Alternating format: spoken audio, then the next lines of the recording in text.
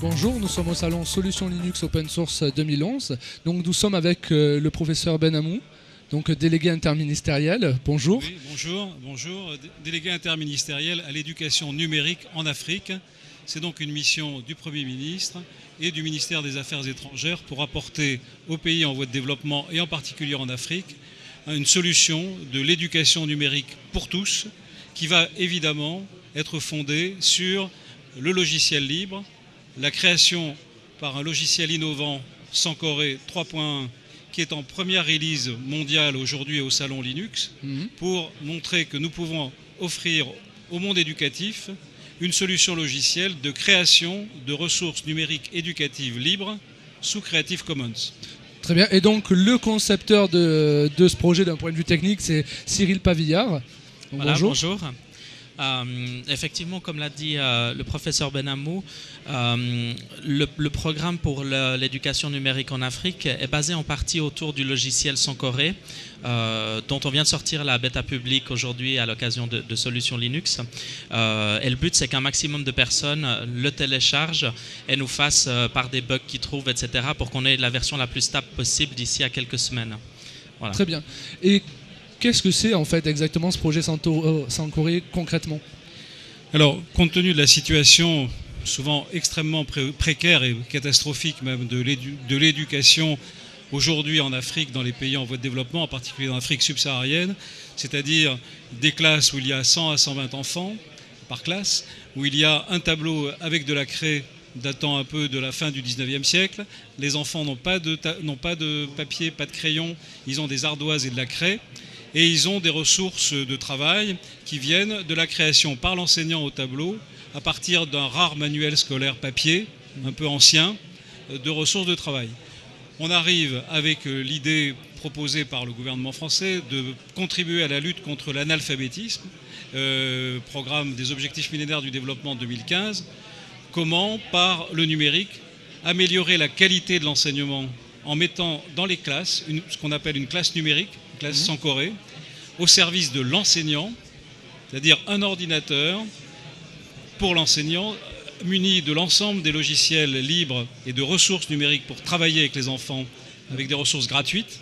Et cet ordinateur, le contenu de cet ordinateur va être partagé par la vidéoprojection interactive, non pas sur un tableau, mais sur n'importe quelle surface murale, donc un mur numérique interactif, qui est la clé pour le partage de la ressource numérique, qu'elle soit d'ailleurs, qu'elle vienne du réseau, qu'il y ait connexion ou non Internet. Le numérique sans Internet, c'est possible en Afrique avec des disques durs de 5 à 600 gigas maintenant, qui peuvent contenir la totalité d'un parcours scolaire depuis la maternelle jusqu'au bac. Et ça ne pose aucun problème à condition d'avoir les navigateurs et de faire qu'avec Ubuntu, avec Linux, eh bien, on va pouvoir jouer tous les programmes de la même façon qu'on les joue quand on est en ligne. Très bien. Dans ce cas-là, c'est quoi le challenge technique par rapport à ça? C'est-à-dire que donc on comprend, on a un équipement, on a un vidéoprojecteur, on a un mur, plus ou moins blanc peut-être. Il faut de l'électricité. L'électricité. Ça, c'est pas toujours possible, donc on cherche un groupe électrogène donc. Groupe électrogène, solutions solaires. Voilà. C'est des choses qui sont vraiment. Voilà, il y a l'appareil technique. Par contre, maintenant, il faut arriver à être capable techniquement de fournir un outil qui puisse. Voilà, effectivement. Alors. Le matériel, c'est une chose, et il est fourni dans le cadre du programme Sankoré. Mais après, il y a l'outil de production de ces ressources. Et ça, c'est quelque chose qui est très important. Premièrement, en fait, on a un outil qui est utilisé en salle de classe par l'enseignant, donc en direct. Et cet outil doit être vraiment le plus simple à utiliser possible. Alors, peut-être qu'on peut... Oui, peut-être qu'on peut regarder un peu, en espérant que ça passera au niveau de l'écran. Oui, donc... Ce que ça donne ici. Donc, on a... un outil là qui est utilisé sur une tablette PC, mais l'idée c'est de pouvoir l'utiliser sur n'importe quel mur numérique interactif, tableau blanc interactif. D'ailleurs au passage je précise que le logiciel Sankoré pour des marchés qui sont déjà établis comme en France, en Angleterre ou autres, où ils utilisent des tableaux blancs interactifs, sont tous basés sur des logiciels propriétaires avec des formats de fichiers propriétaires. Et ça pose un gros problème éthique, je pense, parce que dans le cadre de l'éducation, des enseignants qui sont payés par l'éducation nationale, par nos impôts au final, créent du contenu au bénéfice de silos qui sont détenus par des sociétés commerciales.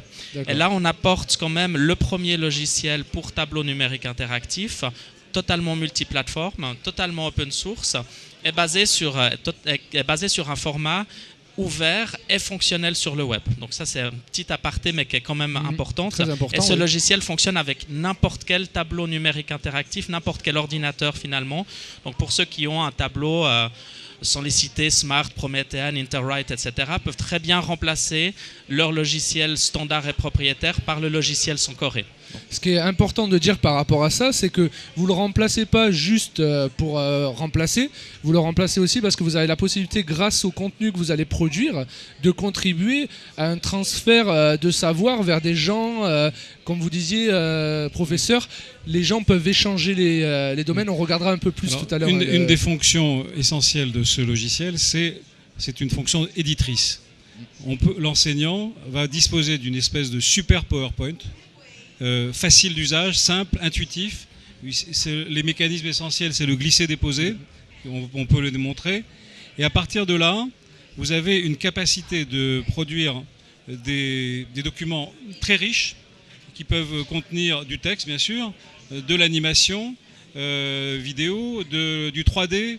Et surtout, ce qui nous paraît essentiel, c'est de créer des exerciceurs, des modules d'interactivité pédagogique où grâce au système glisser-déposer avec un crayon interactif, vous faites venir au tableau l'enfant, votre élève, et il va faire des actions, il va répondre à des questions, il va faire lui-même un glisser-déposer, remplir des exercices à trous, associer, ordonner, donc avoir toute une typologie, ce qu'on appelle les MIP, de modules d'interactivité pédagogique, qui vont être rejouables en fonction de la discipline qu'on traite. Le back-office numérique est créé et permet de refaire, suivant les sujets, sur la même architecture de associer, mettre en ordre, etc. Ça permet donc de travailler sur des niveaux scolaires différents, des disciplines différentes.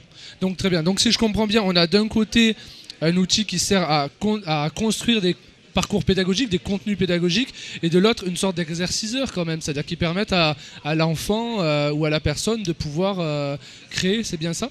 À la classe, à l'ensemble de la classe, parce que le maître va avoir une capacité de faire une interactivité avec sa classe, choisir à partir de ressources où, là, dans le visuel qui est proposé pour la classe, il dispose également d'un petit visuel qui lui est personnel, qui est sa note prof, sur laquelle il va avoir des indications. Si c'est un prof un peu nouveau, qui vient d'arriver dans le système, qui n'a pas eu une grande formation, et c'est le cas souvent en Afrique, mais il va avoir une espèce de conduite à tenir avec sa classe, avec ce support de classe. Et donc il va être aidé par le numérique. On dit, donc Sankoré, c'est l'enseignant assisté par le numérique.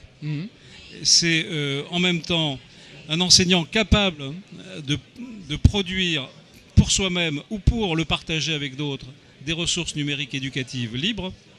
Et c'est en même temps la construction d'un écosystème au travers d'un portail, sankoré.org, qui est le portail où il va y avoir toute cette accumulation de ressources, niveau par niveau, discipline par discipline, un peu comme on a pu le voir aux États-Unis avec le site curiki.org qui aujourd'hui organise 45 000 ressources d'enseignement. Oui, et de la part d'une idée toute simple qui consistait à capter son écran sur des petits cours. Exactement. Et votre challenge, j'allais dire, concernant d'un point de vue technologique, c'était quoi le challenge? Parce qu'on pense aux standards ouverts, on pense à des solutions web, on pense à la capacité d'export des données. Donc c'était quoi vos challenges par rapport à ça? Il y a eu plusieurs challenges. Le premier, pour faire un petit historique quand même, le logiciel Sankoré n'est pas tombé du ciel comme ça. Il a été développé depuis 2003 à l'université de Lausanne, en Suisse. Donc c'est un logiciel qui est quand même éprouvé et utilisé aujourd'hui par 50 000 enseignants. Donc il y a une base d'utilisateurs qui est connue. Et quand le gouvernement français a décidé de racheter le logiciel qui était en fait un logiciel commercial, afin de le rajouter libérer. un tout petit mot à l'initiative du gouvernement français, d'Alain Madelin, ancien ministre, qui est chargé du développement du programme éducation numérique pour tous en Afrique par le président de la République, et bien sûr de ma propre collaboration, puisque j'ai été désigné pour mener administrativement l'organisation de cette... Donc ça a été une initiative... En quelle année, excusez-moi? Ça a été en 2010 que nous avons fait cette acquisition pour le mettre à la disposition de la communauté du libre. Finalement, ce logiciel fonctionnait, il était un peu comme tous les systèmes libres, mais vendu sous licence, propriétaire, vendu sous licence. Là, on l'a mis sous licence Creative Commons, et donc c'est sur une forge. Sur une licence GPL en fait. GPL, oui. LGPL. Et les contenus peuvent être mis en Creative Commons. Merci aux spécialistes. Et le langage de programmation, c'est quoi exactement? Alors, au niveau du framework, on utilise Qt. D'accord. Donc voilà, ça a plusieurs avantages. Notamment, on code une seule fois, on a la même interface, exactement le même logiciel sur toutes les plateformes simultanément. Donc ça, c'est vraiment quelque chose qui est très bien. On a aussi travaillé de manière modulaire, c'est-à-dire que pour nous, le logiciel devait rester simple d'utilisation. Et on a développé en fait un système qui permet à n'importe qui d'apporter des nouvelles fonctionnalités en créant des widgets, des apps, basés sur le standard W3C. Donc c'est tout à fait standard JavaScript, HTML, CSS. Et en fait, ça permet à n'importe qui d'étendre le logiciel. On a une série d'API qui permettent aux apps de communiquer avec le logiciel. Et ça a cet avantage de pouvoir proposer à terme une offre qui sera vraiment exceptionnelle de ressources supplémentaires créées par les utilisateurs. Le deuxième avantage, c'est que vu que le format de fichier du logiciel est aussi basé sur des standards web, non seulement on peut prendre le document qu'on a créé avec le logiciel Sankoré et le mettre en ligne et le rejouer en ligne sans avoir à télécharger le logiciel, donc ça c'est déjà extraordinaire, mais en plus les apps qui ont été développées, elles vont pouvoir être rejouées quand on est en ligne sur le navigateur. Donc on conserve l'interactivité du contenu sans avoir besoin du logiciel. Très bien, on pourra en parler longtemps, mais malheureusement le temps du web est limité. Pour les utilisateurs, est téléchargeable sur le site sankoré.org. Voilà, je vais vous demander. Donc il est d'ores et déjà utilisé par la communauté éducative dans plusieurs pays africains. Il l'a été sur sa version antérieure et il va l'être à partir de celle d'aujourd'hui. Quelle est la version combien, excusez-moi, actuellement? Alors, le logiciel, quand il s'appelait Uniboard, était en version 4.5. Là, on est reparti à zéro, en fait. Donc, on est en bêta public pour la version 1.0. On a quand même fait des changements assez fondamentaux dans le logiciel. Je tiens à préciser une petite chose qui est importante vu qu'on s'adresse à la communauté du libre et puis de développeurs. Donc tout est disponible sur le site open-sankoré.org et la notion d'application dont je parlais avant, il y a une volonté de la part de la DIENA et donc directement du gouvernement de pouvoir participer financièrement au développement de certaines applications suivant l'intérêt et la complexité du projet. Donc peut-être que le professeur Benhamou pourra en dire plus, mais même si on a le temps limité, je pense que c'est important. Cette année, pour montrer le côté pragmatique aussi de ce programme, il y a certes la construction du back-office informatique nécessaire, dont on vient de parler, mais il y a la volonté pragmatique du gouvernement de dire on fait du réel. Aujourd'hui, il y a 400 classes numériques qui sont arrivées au Sénégal, sur le modèle de la classe dont je viens de vous parler. On les met surtout dans les centres de formation des instituteurs, les écoles de formation, et à partir de là, dans les centres d'application, pour qu'on soit comme dans un mécanisme viral, on connaît bien le sujet, pouvoir instiller cette idée de la mutation pédagogique et de la mutation technologique en même temps, pour ensuite avoir un effet de généralisation et que ça devienne la politique de l'éducation du pays concerné. Le Sénégal, le Mali, le Burkina Faso, l'océan Indien avec Madagascar, l'île Maurice qui a complètement adopté le programme Sankoré, c'est devenu vraiment son programme gouvernemental pour l'éducation nationale. Donc vous voyez, le processus est à peine né, qu'il est déjà en multiplication, et je pense que c'est un gage de sérieux et de répondre véritablement à un besoin ressenti par les enseignants africains et par ceux probablement de la communauté du monde libre, parce que le partage et la création, c'est quelque chose qui est inhérent à la communauté du libre. Très bien, c'est une bonne conclusion au moins. Et donc, merci beaucoup et à bientôt sur Solutions Linux. Et n'hésitez pas donc à aller visiter le projet Sankoret. Merci beaucoup.